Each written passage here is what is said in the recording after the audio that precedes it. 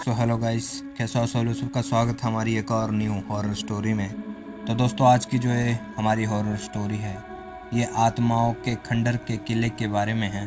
तो बिना time waste के इस वीडियो को स्टार्ट करते हैं एंड फटाफट लाइक और सब्सक्राइब ज़रूर से कर दो। तो दोस्तों, यह कहानी है आत्माओं के खंडर किले के बारे में। बहुत पहले की बात है। अमन नाम का एक नौजवान लड़का था। वह गांव में ही अपने परिवार के साथ रहता था। अमन पढ़ाई में बहुत अच्छा था, पर गांव के स्कूल में उसकी पढ़ाई अच्छे से नहीं हो पा रही थी। इसलिए वह अपनी पढ़ाई और अच्छे से करने के लिए शहर चला गया। एक रात अमन अपने कमरे में बैठकर पढ़ाई कर रहा था। तभी अचानक चारों तरफ से घनघोर आंधी और तूफान आ गया, और वो रात एक डरावनी और तूफानी रात बन गई। अमन को ऐसा मंजर देखकर थोड़ा डर लगने लगा, और वह अपनी पढ़ाई बंद करके बेड में सोने चला गया। डर से उसे याद आया कि उसके रिश्तेदार का एक छोटा सा घर शहर से थोड़ा दूर पर है, लेकिन उसमें कोई नहीं रहता था और वहाँ भूतों का वास हो गया था। इसलिए वहाँ डर के मारे कोई भी नहीं जाता था। तो उसने खुद से वादा किया कि वह भूतों से कभी नहीं डरेगा। दूसरे दिन अमन अपने दोस्तों के साथ शहर से बाहर एक खंडर किले में घूमने के लिए गया। वह एक आत्माओं का खंडर किला था। उस खंडर किले के अंदर एक छोटा सा घर बना हुआ था। कहा जाता है कि उस घर में आत्माओं का वास है। वहाँ के लोग बताते हैं कि जब दुश्मन सैनिकों ने उस किले में हमला किया था, तो वहाँ की औरतें उस घर में छुप गई थी। दुश्मन सैनिकों ने उन सारी औरतों को उस घर में जिंदा जला दिया था।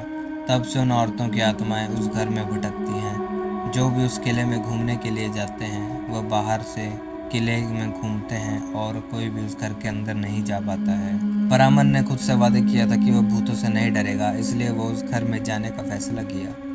अमन से सारे दोस्तों ने उसे अंदर जाने से मना किया, पर अमन नहीं माना। उसने अपने दोस्तों से कहा कि भूतों से मैं नहीं डरता हूँ, तुम लोग देखना, भूत मेरा कुछ नहीं कर सकते।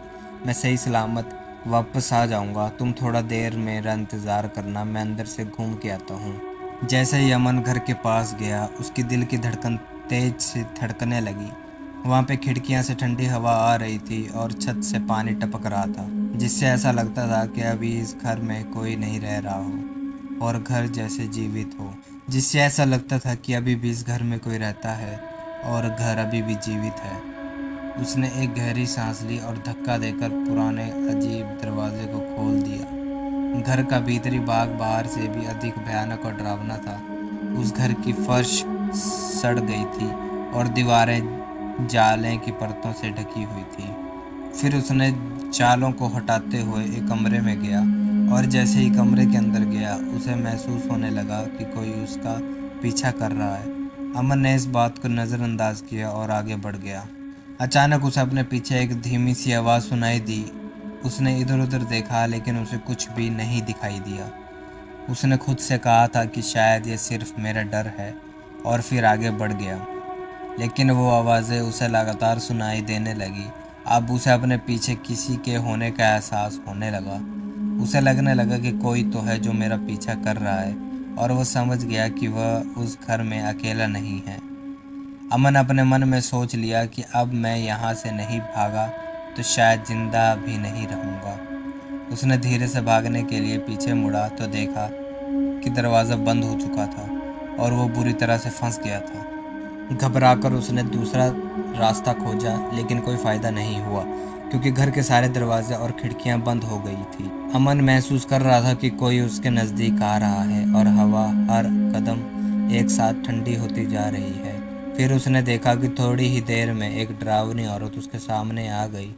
उसके सफ़ेद बाल, आंखों से खून के आंसू बह रहे थे, और लंबे लंबे दांत, और चेहरा पीला पड़ा हुआ था, और उसकी आंखें बदले की भावना से जल रही थी। और वो अपना हाथ उसके छाती पर फेरते हुए उसके कान में धीरे से बोली, तुम्हें यहाँ कभी नहीं आना चाहिए था। अब तुम कभी नहीं जाओगे।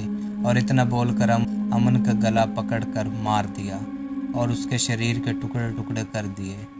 उसके साथ ही अमन इस दुनिया से चला गया। अमन के दोस्त बाहर उसका इंतज़ार कर रहे थे। काफ़ी समय बीत जाने के बाद भी अमन वापस नहीं आया तो उसके दोस्त समझ गए कि अमन कभी नहीं आएगा। अमन के दोस्तों ने उसके घर वालों को ये सारी बात बताई। घर वाले उस जगह पर पहुंचे, पर वहां पास में रहने वाले लोगों ने किसी को अंदर नहीं जाने दिया और उस किले को भी हमेशा के लिए बंद कर दिया ताकि कोई गलती से भी उसमें ना जा सके। तो दोस्तों ये थी हमारी स्टोरी। तो आप मेरे को कमेंट करके बताओ आपको ये स्टोरी कैसी लगी, एंड लाइक और सब्सक्राइब जरूर से कर देना। तो मिलता है आपसे एक और न्यू वीडियो के साथ, तब तक के लिए बाय बाय।